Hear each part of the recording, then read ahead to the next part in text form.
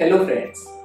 तो कंटिन्यू रखते हैं अपनी FUT वर्सेस FUE सीरीज को, जहां हम जानने की कोशिश करते हैं माइनर डिफरेंसेस जो बहुत इम्पोर्टेंट हैं दोनों टेक्निक्स के बीच में। ये आपकी मदद करेंगे सही टेक्निक आपके लिए, जो सही टेक्निक है उसे चुनने में। तो आज का टॉपिक है क्वालिटी ऑफ ग्राफ्ट्स। बहुत इम्पोर्टेंट है ये जानना, ये समझना, क्योंकि लगभग सभी लोग जो ट्रांसप्लांट पहले करा लेते हैं और खुश नहीं रहते अपने रिजल्ट से, जब हम उनसे बात करते हैं तो उनको इन सब चीज़ों की जानकारी नहीं होती। तो क्वालिटी ऑफ ग्राफ्ट्स, जैसा आप इस इमेज में देख रहे हैं, यहाँ पर एक ही पेशेंट के सर से निकाले गए FUT के ग्राफ्ट्स भी हैं और FUE के ग्राफ्ट्स भी हैं। ज़रा गौर से देखते हैं। जो FUE के ग्राफ्ट्स हैं ये थिन ग्राफ्ट्स हैं, इनके अंदर फैट टिश्यू नहीं होता। ये जो वाइट टिश्यू आप देख रहे हैं ये यहाँ पर काफ़ी कम है। जबकि दूसरी तरफ जो आप FUT के ग्राफ्ट्स देख रहे हैं, क्योंकि साथ में स्किन के एक पार्ट को निकाला जाता है, तो वहाँ पर आप देखेंगे तो पाएंगे कि वहाँ पर FUT के ग्राफ्ट्स में फैट टिश्यू दिखता है, होता है। तो इसका क्या फायदा है? यदि आप ये दोनों ग्राफ्स को देखें, दोनों ही 2 यूनिट ग्राफ्स हैं जिनके अंदर 2 हेयर फॉलिकल हैं एक ग्राफ्ट के अंदर। तो यदि आप इस इमेज को देखें, क्या लगता है किस ग्राफ्ट के उगने के चांसेस ज्यादा हैं? जी हाँ, जो ग्राफ्ट में फैट टिश्यू है स्वभावतः ही उसके उगने के चांसेस ज्यादा हैं, क्योंकि ये ग्राफ्ट डिहाइड्रेट नहीं होगा, यानी कि ये ग्राफ्ट आसानी से सूखेगा नहीं जब ये आपके बॉडी के बाहर होगा। और दूसरा, इस ग्राफ्ट को चोट लगने के, यानी कि इस ग्राफ्ट के रूट के क्रश होने के चांसेस भी काफी कम हैं दूसरे ग्राफ्ट की तुलना में, क्योंकि इस ग्राफ्ट में फैट टिश्यू है जो एक कुशन का काम करेगा। जबकि FUE का ग्राफ्ट निकालते वक्त भी क्रश हो सकता है और डालते वक्त भी क्रश हो सकता है।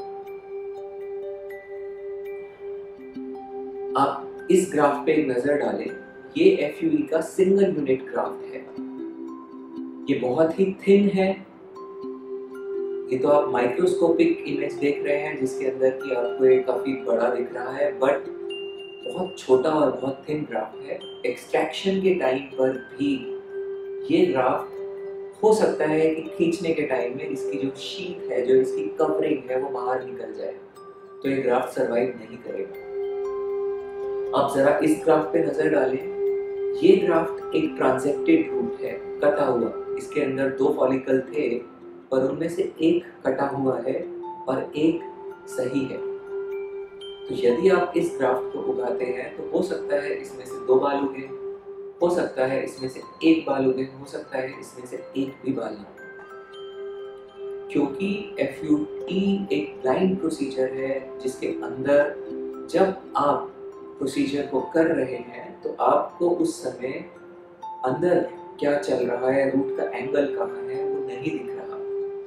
जबकि FUT में आपको सारा प्रोसीजर माइक्रोस्कोप में आप कटिंग कर रहे हैं, आपको पूरा दिखता है। तो ये जो ट्रांजेक्टेड रूट्स होते हैं इनकी संख्या कहीं ज़्यादा होती है FUE में।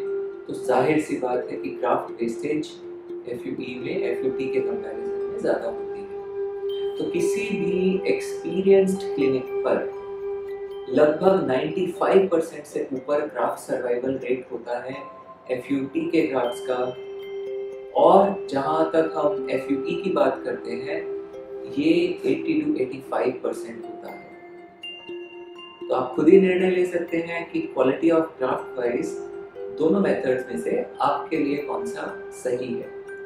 और एक बहुत इम्पॉर्टेंट बात, जो ग्राफ्ट्स बहुत पतले, जैसे किसी पेशेंट का डोनर बहुत ही थिन है, उस पेशेंट में FUE के ग्राफ्ट्स और भी ज़्यादा थिन निकलते हैं और उनका सर्वाइवल उतना ही ज़्यादा कॉम्प्रोमाइज्ड हो सकता है।